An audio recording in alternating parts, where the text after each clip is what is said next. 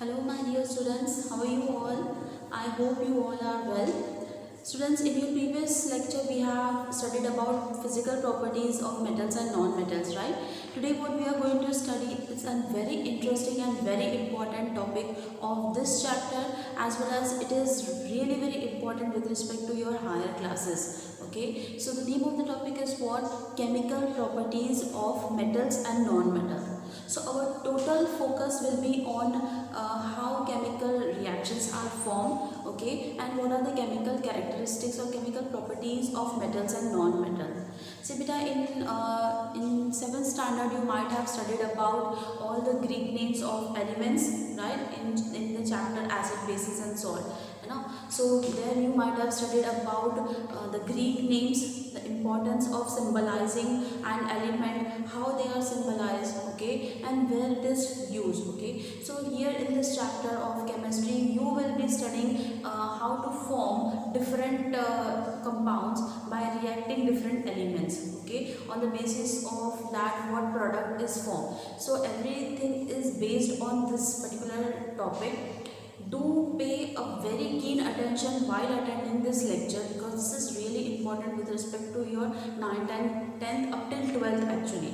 So आप यहाँ अभी focus करेंगे, then you will be able to understand how elements are formed, how they are symbolized, how do they react and what product do they form. Okay, so ये बहुत important chapter है, बहुत important topic है, आप इसकी तरफ ज़रूर से ध्यान दें. Okay, so let me write the reactivity series over here first. We will begin with what? Potassium. Okay, then we have sodium. See beta, you need to memorize all the symbols of element. There is no shortcut to memorize them. You have to practice. You have to practice them writing along with the actual name, Greek name and their symbol. Then you will be able to understand and memorize them. ठीक है, तो आप इसको learn करना है तो आपको पहले एलिमेंट्स, उनके नाम और उनके सिंबल, ग्रीक नेम जो है वो लर्न करने पड़ेंगे, तब जाके आप ये समझ पाएंगे कि रिएक्टिविटी सीरीज में मैं कैसे कर रही हूँ. मैं एक्सप्लेन ज़रूर करूँगी, लेकिन इसको लर्न करने के लिए आपको वो सीखना ही पड़ेगा. ठीक है, तो प्रैक्टिस ज़रूर करिए. So first we have potassium, then we have sodium, then we have magnesium, aluminium, zinc, then we have copper, okay, then we have mercury, okay, then we have Ag, that is silver, and then in the last we have Ag, that is gold. Okay,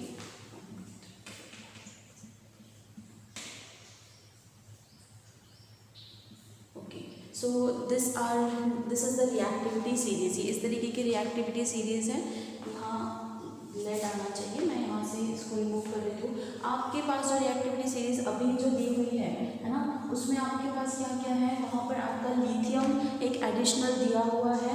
okay, lithium अगर आप book में देखें तो मैं book के according भी आपको पढ़ाऊंगी, लेकिन जब हम बेसिक रिएक्टिविटी सीरीज के बारे में बात करते हैं, ओके, तो यहाँ पर ये कुछ common metals and non metals हैं जो कि रिएक्टिविटी सीरीज में इंक्लूड होते हैं. एडिशनल जो एलिमेंट्स आए हैं हम वो थ्रू बुक के टाइम पे भी पढ़ेंगे.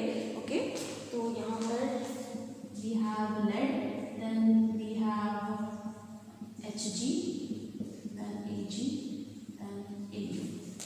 ओके, ठीक है. So basically this is we called as the reactivity series. Okay, and this is the order, this is the decreasing order.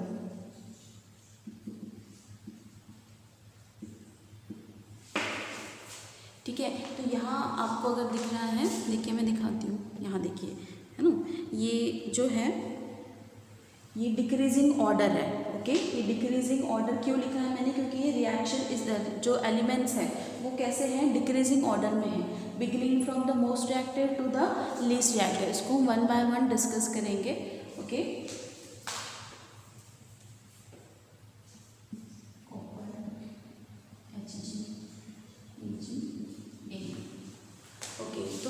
अब यहाँ तो मैंने बहुत बार कह दिया this is the reactivity series, but what does it means, see So what does it means actually? It means that every metal and non-metal has certain chemical characteristics. They react, they combine. So this works upon certain laws. So science work upon certain laws. You cannot say that sometimes this particular elements are reacting, sometimes they are not reacting. ऐसे नहीं हो सकता कि कभी किसी के साथ react करेंगे और कभी किसी के साथ नहीं करेंगे. So they work upon certain laws. So what are these laws? They work upon what the reaction from the most reactive element to the least reactive. यानी किस तरीके से वो रिएक्ट करते हैं, किसके साथ बहुत अच्छी तरीके से और किसी के साथ बिल्कुल भी नहीं. तो वो किस बेस पर है? Decreasing order of reactivity. These elements are arranged on the basis of what? Decreasing reactivity order. Okay, तो डिक्रीजिंग ऑर्डर क्यों है यहाँ पर? यानी कि यहाँ पर फ्रॉम द मोस्ट reactive metal to the least reactive metal we have. This you need to memorize from the beginning to the end. Okay, now when I say most reactive means what? When we talk about sodium and potassium, okay, these are the most reactive metals. Means what? If we keep sodium and potassium in an open container, it will catch fire. ये इतने ज़्यादा highly reactive होते हैं कि अगर आपने इसे किसी कंटेनर में ओपन करके रखा तो भी इसमें आग जो है वो लग जाती है. ये इतने जल्दी फायर को कैच करते हैं. That is the reason they are kept under what? Kerosene. Okay, क्योंकि देखिए केरोसिन की लेयर में रखने से क्या होता है? ऑक्सीजन के कॉन्टैक्ट में सोडियम और पोटेशियम नहीं आते हैं. राइट, सो रिएक्शन डायरेक्टली इसमें नहीं होगा. लेकिन अगर आपने ऐसे ही रखा तो इवन ऑक्सीजन प्रेजेंट है हमारे एटमॉस्फेयर में, बिल्कुल. सो एटमॉस्फेरिक ऑक्सीजन के थ्रू भी ये दोनों क्या होते हैं? रिएक्ट करते हैं और इसमें बर्निंग हमें देखने मिलता है. Okay, that is why these two metals are what? These are the most reactive metals. When we talk about magnesium, this here decreasing order begins. यहाँ पर क्या हो रहा? डिक्रीजिंग ऑर्डर स्टार्ट हो रहा है. It will show less reactivity as compared to these two. If we go downwards, we will see aluminium. It is showing what? Very lower reactivity. ठीक है, तो जैसे हम जिंक की बात कर रहे हैं, एल्यूमिनियम की बात कर रहे हैं, ये क्या बताएगा? और it will show very lower reactivity. If you go on in this series, if you go down in the series, we have this gold. Okay, and we all know that gold is what? It is the least reactive metal. ये क्या है? ये least reactive metal है.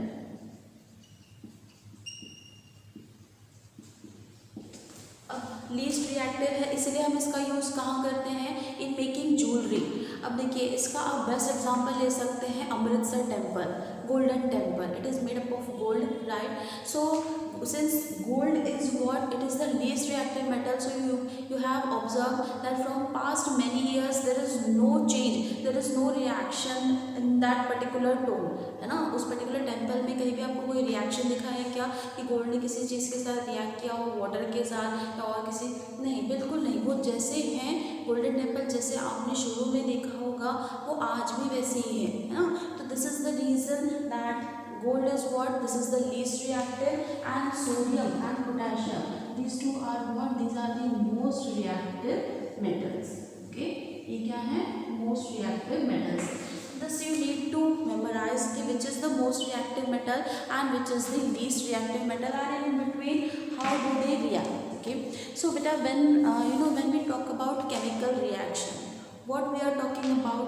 See, when we are talking about only chemical reactions, we are going to talk about how these metals react with different particular elements. Like for an example, maybe it with oxygen, maybe with the hydrochloric acid. तो बहुत सारे हैं हमारे पास. Sometimes we will be talking about oxygen, sometimes we will be talking about hydrochloric acid, है ना? Sometimes we will be talking about H2O, water. Okay, this is we call as water. Okay, so बहुत सारे depend करता है कि यहाँ हम किस पर्टिकुलर रिएक्शन के बारे में बात कर रहे हैं. Okay, so we will be discussing all of them, okay, one by one in this particular topic. तो चलिए पहले हम बात कर लेते हैं किसकी? ऑक्सीजन की. Our first reaction is what? Reaction with oxygen.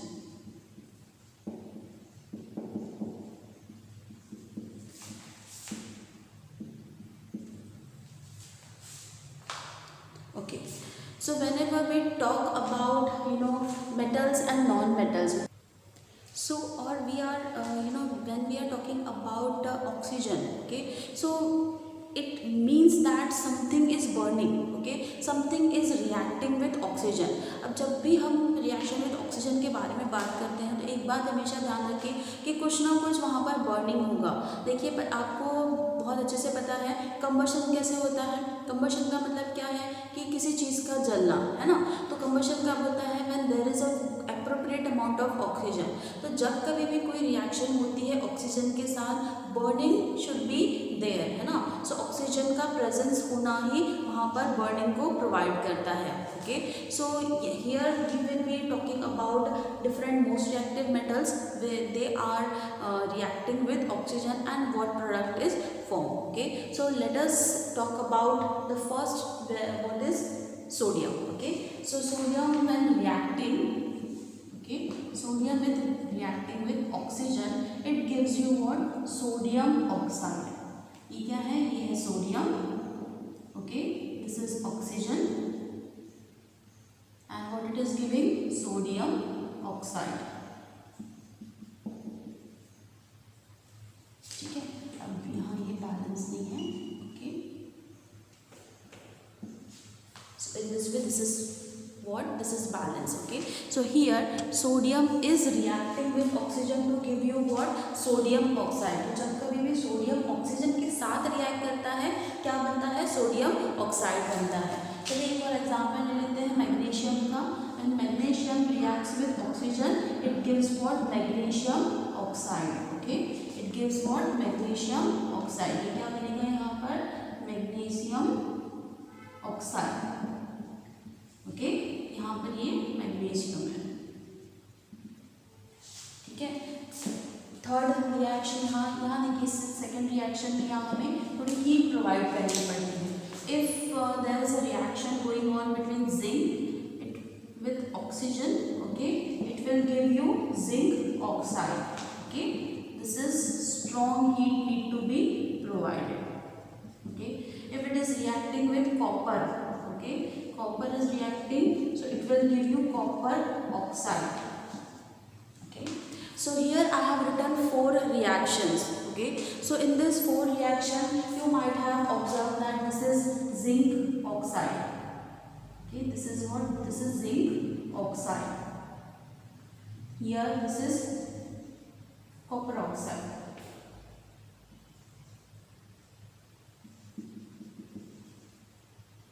Okay, this is copper oxide. तो जब कभी भी आप एक बात ध्यान रखिए कि यहाँ जब कभी भी कोई मेटल रिएक्ट करता है ऑक्सीजन के साथ, इट फॉर्म्स व्हाट? ऑक्साइड। क्या बनाता है वो?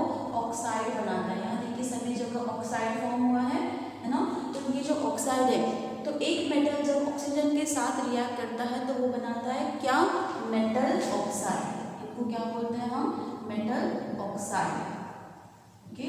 Metal oxides are form whenever there is a reaction, whenever there is a metal is reacting with oxygen, metal oxides are formed। ये बहुत इंपॉर्टेंट है। यहाँ इन चारों रिएक्शन में देखिए, दिस इज मोस्ट रिएक्टिव। अगर आपने इसको ओपन एयर में भी रख दिया तो मैंने क्या कहा कि इट विल कैच फायर। ये इतना रिएक्टिव होता है। अगर आपने इसका छोटा सा टुकड़ा भी अगर ओपन एयर में रखा है तो एक बहुत बड़ा फायर आपको देखने मिलेगा। ये इतना ज़्यादा रिएक्टिव है। लेकिन यहाँ अगर हम मैग्नीशियम की बात करें तो मैग्नीशियम को बर्न होने के लिए मैग्नीशियम रिबिन पर्टिकुलरली हम लेते हैं। तो ये मैग्नीशियम रिबिन को जब हम हीट प्रोवाइड करते हैं in the presence of oxygen, it gives you magnesium oxide. तो यहाँ पर ब्लैक कलर का ऐश जो है ना, वो फॉर्म होता है, ओके। यहाँ जिंक में रिएक्ट विद ऑक्सीजन, तो यहाँ आपको स्ट्रॉन्ग हीट प्रोवाइड करनी पड़ती है। स्ट्रॉन्ग हीट मतलब बहुत अच्छी हीट प्रोवाइड करनी पड़ती है, तब जाकर जिंक ऑक्साइड जो है वो फॉर्म होता है। जबकि on the other hand copper is reacting with oxygen, only copper oxide is form. So here no, it doesn't burn, means it doesn't burn, okay.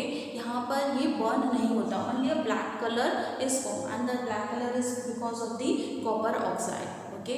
तो ये चारों रिएक्शन बहुत इंपॉर्टेंट है, ओके। ये आपको बता रहे हैं क्या? यहाँ पर मेटल ऑक्साइड्स आर फॉर्म, ठीक है। क्या बना है यहाँ पर, मेटल ऑक्साइड्स बना है। ओके, सो जब कभी भी बेटा मेटल ऑक्साइड्स की हम बात करते हैं, we always say that metal oxides are what, these are basic in nature. क्या बोलते हैं हम, बेसिक इन नेचर होते हैं वो, जैसे एसिडिक इन नेचर वैसे बेसिक इन नेचर। तो जितने भी मेटल ऑक्साइड्स हैं वो क्या है, वो बेसिक इन नेचर है। अब देखिए, अब मैं यहाँ ये कह रही हूँ इसलिए आप बिलीव करेंगे क्या, only because I am saying that yes, metal oxides are basic in nature. Would you believe? No. Is the other person going to believe? No, because science works on proof. Okay, you need to prove it. How these metal oxides are basic in nature, that you need to prove. Okay, so let us see how we can prove. Suppose we are taking this example where sodium oxide is formed. So then sodium oxide is reacting with water. It will give you what, sodium hydroxide. ठीक है, ये है water, ये है sodium oxide and it is giving sodium hydroxide. तो ये जो OH form होता है, आपको अच्छे से पता है कि ये OH फॉर्म होने का मतलब क्या है, that is basic in nature. वो कैसा है, बेस फॉर्म हो रहा है। ओके, तो यहाँ देखिए, जब हमने सोडियम ऑक्साइड को वाटर के साथ रिएक्ट किया, हमें क्या मिला, हमें मिला sodium what, sodium hydroxide. Yes, okay, हमें क्या मिला, सोडियम हाइड्रोक्साइड मिला। ठीक है, सो Na2O reacted with H2O give you what, NaOH which is basic in nature। अब आप इसको और किस तरीके से प्रूव कर सकते हैं। अब देखिए, यहाँ पर ये OH दिख रहा है इसलिए नहीं, आप हम क्या करेंगे, रेड लिटमस पेपर जो है, रेड लिटमस पेपर लेंगे। Okay, and we will dip in this sodium hydroxide. This red litmus paper will turn into what, blue in color। Red litmus paper will blue in color। So जब कभी भी red litmus paper blue color में change होता है, this means that these are basic in nature। Okay, क्या है, means basic in nature है वो। Okay, this proves that yes, the particular compound is basic in nature। A base is formed। Okay, similarly when this magnesium oxide, okay, and this magnesium oxide is reacting, okay, it is when reacting with water, magnesium hydroxide will form। Okay, so magnesium hydroxide will form। Okay, so अब यहाँ देखिए, magnesium ribbon के लिए भी मैंने अभी आपसे कहा कि अगर मैग्नीशियम रिबन जो है उसका वो बर्न होने पर जब हम हीट प्रोवाइड करते हैं तो क्या होता है, ब्लैक कलर की एशेस बनती है। उसको जब आप वाटर में डिसॉल्व करके रेड लिटमस पेपर आप डिप करोगे, you will see that red litmus paper turns blue. Okay, so इस तरीके से प्रूफ क्या होता है that this particular oxide, metal oxides are basic in nature. Okay, zinc के लिए हमें क्या करना पड़ता है, स्ट्रॉन्ग हीट प्रोवाइड करनी पड़ती है। और यहाँ कॉपर जो है वो बिल्कुल भी क्या होता है, कॉपर रिएक्ट नहीं करता। रिएक्ट नहीं करता मतलब क्या, रिएक्ट करता है लेकिन बर्न नहीं होता। जैसे यहाँ पर बर्न हो रहा है, ये बर्न नहीं होता, only a black colour is form which is due to copper oxide. ठीक है, तो ये हमने यहाँ पर प्रूव किया कि ये जो पर्टिकुलर मेटल ऑक्साइड्स है ये क्या है, ये बेसिक इन नेचर है। ठीक है, तो जब कभी भी एक बात हमेशा आप याद रखिए, देखिए बेटा कि हम यहाँ है ना, जब हम मेटल ऑक्साइड्स की बात करते हैं, so all the metal oxides are not dissolve in water.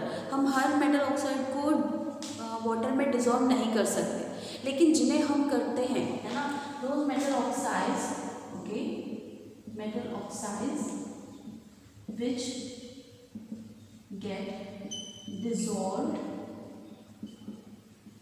in water, these are known as what, alkali। ये टर्म बहुत इम्पॉर्टेंट है।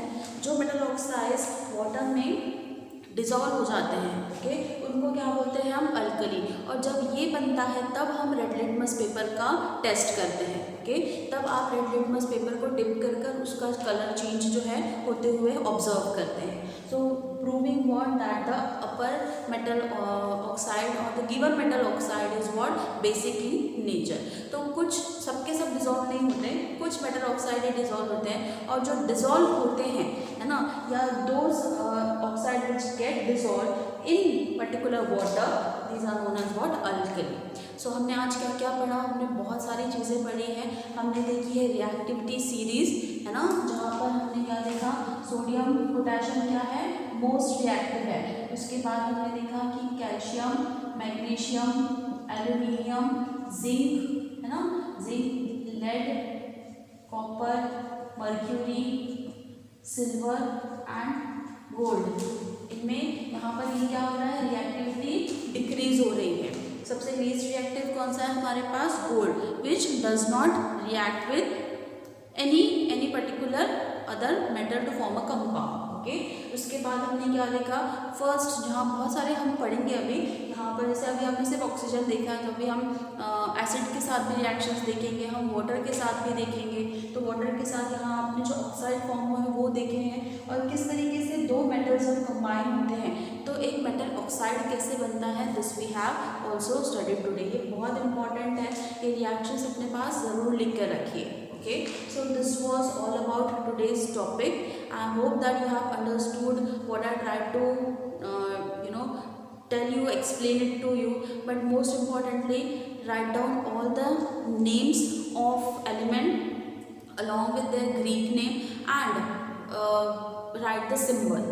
Okay, उसका सिंबल लिखिए, और उसके बाद तभी आप ये समझ पाएंगे कि हाँ, जो मैंने रिएक्टिविटी सीरीज में डायरेक्टली सिंबल जो दिए हैं वो किस तरीके से दिए हैं। ठीक है, इनके नाम आपको याद करना बहुत इंपॉर्टेंट है, बिकॉज इसके बाद हायर क्लासेस में इससे ज़्यादा डिफिकल्ट नेम्स आपके पास रहेंगे, इससे ज़्यादा एलिमेंट्स आपके पास रहेंगे जो कि आपको पढ़ने ही हैं, है ना, जहाँ आपको रिएक्शंस फॉर्म करनी है। मैंने आपको रिएक्शंस जो है वो बैलेंस करना नहीं सिखाया है, ये आपके हायर क्लासेस के लिए है। Some of the reactions I have balanced over here, some were already balanced, okay, some were already balanced, so it doesn't given in your syllabus, you will be studying in 9th standard and 10th standard how to balance them.